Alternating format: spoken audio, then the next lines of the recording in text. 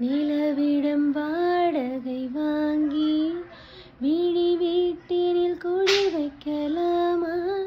நான் வாழும் வீட்டுக்குள் வேறாரும் வந்தாலே தகுமா? தென்மலை தேக்குக்கு நீதான் உந்தன் போ